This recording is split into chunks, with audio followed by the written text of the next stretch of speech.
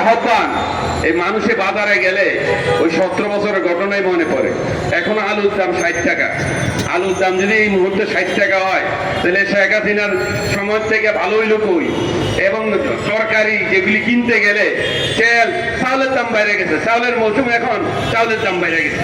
এই ষড়যন্ত্রকারী কারা, এই বাণিজ্যের সিন্ডিকেট কারা, তাদেরকে বের করতে হবে, তাদেরকে কঠিন শাস্তির মোকাবেলা করতে হবে যেখানে অপরাধ হবে। এই যে সচিবালয় যারা আগুন দিছে, আপনারা এখন তদন্ত কমিটি, সিসি ক্যামেরা আছে না, ধৈর্য আইন না, প্রেস ক্লাব আইন না, জনগণের হাতে তুলে দেন।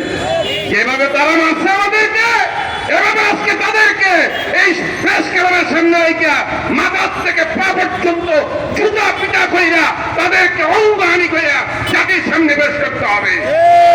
এছাড়া কোনো রাস্তা নেই, নো ওয়ে, নো ওয়ে। এখন আমাদের পেট দেয়ালে থেকে গেছে। আমরা নির্বাচনে ভোট দেওয়ার লেগে এত কষ্ট করলাম, কত মাইর খেলাম, কত উঠতেই যে আমাদের নেতারা এই হুদাবাই সহ, হুদাবাইরা লাস্টে যখন ধরে নিল, একটা জাতীয় নেতা, উনি কি আচরণ করছে জানেন? ঘরের চোরের চাকরের সাথে এমন আচরণ করেন। সব নেতাদের সাথে আচরণ করছে। তারা কারা? তাদেরকে ধরে আনেন। আর এই যে সরকার বললেন শেখ হাসিনা দেশে আনবেন, ফাঁসি দেওয়াবেন, ফাঁসি যদি দিতে পারেন তাহলে আবার জুলাইয়ের মতো সমর্থন পাবে।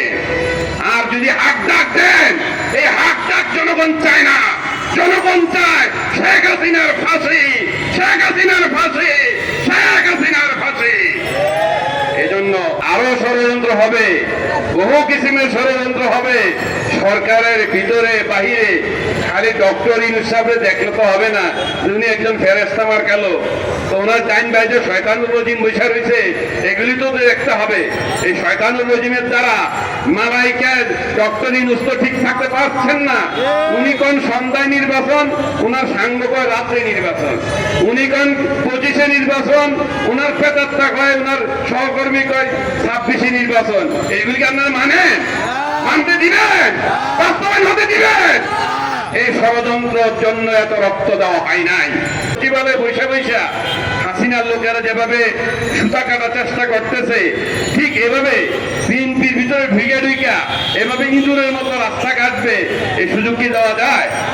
সামনের রাস্তাকে কুসুমাচ্ছিন্ন করতে হলে, নিজেদের এই মেহনত মুজাহাদাকে অর্জন করতে হলে আমাদেরকে আবার ইস্পাত দৃঢ় লৌহ মানবের মতো রাজপথ দখলে রাখতে হবে।